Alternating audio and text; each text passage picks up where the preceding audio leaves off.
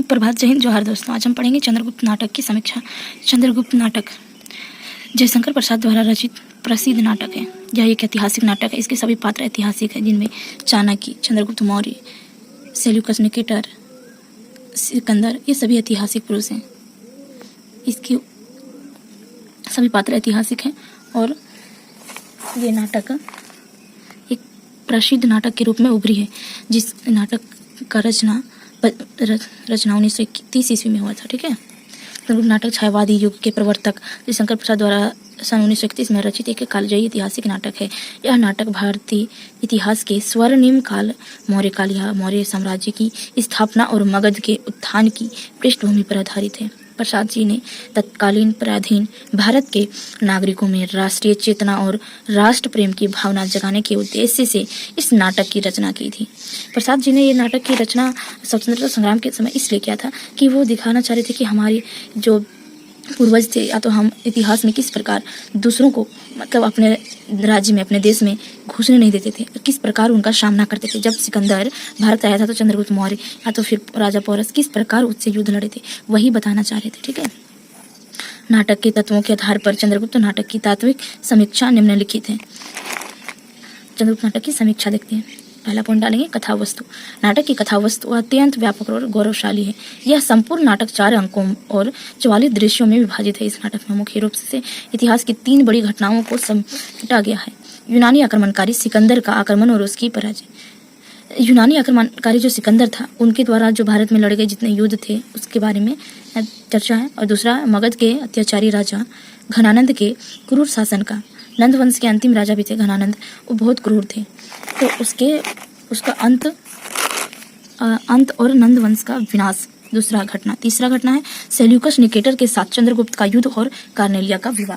Cornelia Seleucus Nicator की पुत्री है। जब सेल्यूकस निकेटर युद्ध में हार जाता है तो उन्होंने बहुत सारे हाथी, अपने बहुत सारे जीते हुए साम्राज्य और अपनी पुत्री कार्नेलिया का विवाह चंद्रगुप्त मौर्य से करवा देता है और बहुत सारे उपहार देते हैं उन्हें। दूसरा पॉइंट, पात्र और चरित्र चित्रण। नाटक में कुल 35 पात्र हैं, जिनमें 24 पुरुष और 11 स्त्री पात्र हैं। प्रसाद जी ने ऐतिहासिक और काल्पनिक पात्रों का बहुत ही सुंदर संतुलन बनाया है। चाणक्य नाटक का मुख्य सूत्रधार राजनीतिक गुरु और दृढ़ प्रतिज्ञ ब्राह्मण है, जो अखंड भारत का सपना देखता है। चंद्रगुप्त मौर्य के गुरु थे चाणक्य और एक बड़े राजनीतिज्ञ थे। इनकी प्रसिद्ध पुस्तक का नाम अर्थशास्त्र है, जो राजनीतिक विषय पर आधारित है। ये बहुत सारे एग्जाम में, हर एक एग्जाम में पूछता ही है। चंद्रगुप्त पराक्रमी, साहसी, आज्ञाकारी शिष्य और राष्ट्रभक्त नायक है। स्त्री पात्र में अलका, सुहासिनी, कल्याणी और कार्नेलिया जैसे पात्र नाटक में राष्ट्र प्रेम, त्याग और कोमल मानवीय भावनाओं का संचार करते हैं।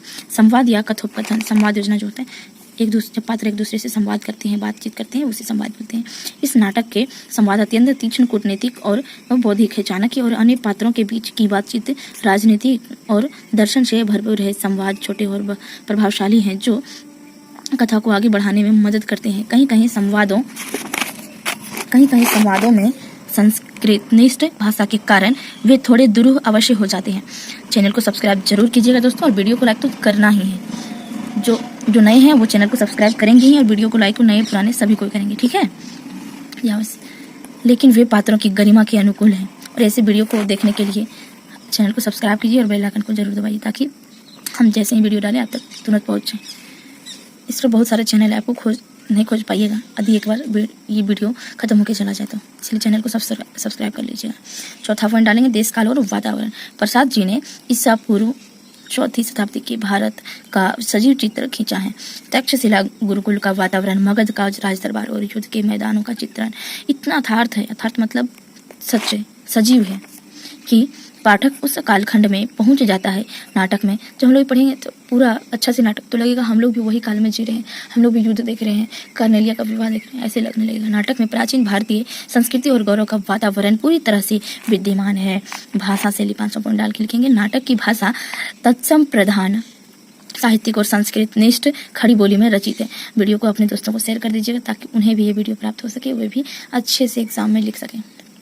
शैली काव्यात्मक और भावात्मक है। इस नाटक की सबसे बड़ी विशेषता इसके गीत हैं। नाटक में शामिल गीत जैसे अरुण या मधुमय, देश हमारा, भारतीय, ये आप लोग कविता पढ़े होंगे शायद 9 या 10 में। भारतीय राष्ट्रीय चेतना और सौंदर्य बोध का अद्भुत उदाहरण है। छठा पॉइंट हम लोग डाल के लिखेंगे अभिनेता। इसमें जो अभिनय किए थे वो अभिनेता और अभिनेत्री से अभिनेता। अभिनय की दृष्टि से चंद्रगुप्त को कुछ समीक्षक कठिन मानते हैं। इसके पीछे के प्रमुख कारण निम्नलिखित हैं। दृश्यों की संख्या 44 दृश्य बहुत अधिक होना, बार बार देश काल और युद्ध के मैदानों का दृश्य बदलना, भाषा का अत्यधिक साहित्यिक और संस्कृत निष्ठ होना। इसकी भाषा हिंदी नहीं है, तो हिंदी है बट संस्कृत निष्ठ ज़्यादा है, क्योंकि इतिहास में ऐतिहासिक है। और जब गुप्त वंश का मौर्य वंश का शासन था उस समय संस्कृत भाषा थी, तो जितने भी पात्र थे उस समय सबको संस्कृत बोलते थे। तो उसी के अनुसार ये इसमें संस्कृत निष्ठ होना लाजमी है। हालांकि आधुनिक रंगमंच की तकनीकों के माध्यम से इसका सफल मंचन किया जा रहा है। चैनल को सब्सक्राइब जरूर कीजिएगा दोस्तों, और वीडियो को लाइक भी करना है। उद्देश्य, इस नाटक का मुख्य उद्देश्य भारतीयों को उनके गौरवशाली अतीत की याद दिलाकर राष्ट्र प्रेम और राष्ट्रीय एकता की भावना जगाना था। ये यूजी, पीजी, नेट सभी एग्जाम में आते हैं, और आप लोग कमेंट बॉक्स में बताइएगा कि इसके बाद हम कौन सी वीडियो लाएं, ठीक है।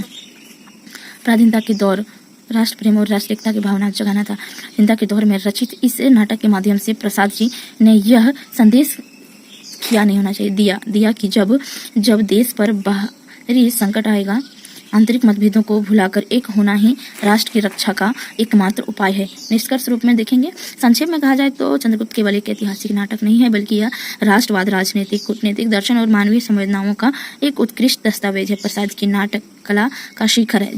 धन्यवाद दोस्तों, चैनल को सब्सक्राइब जरूर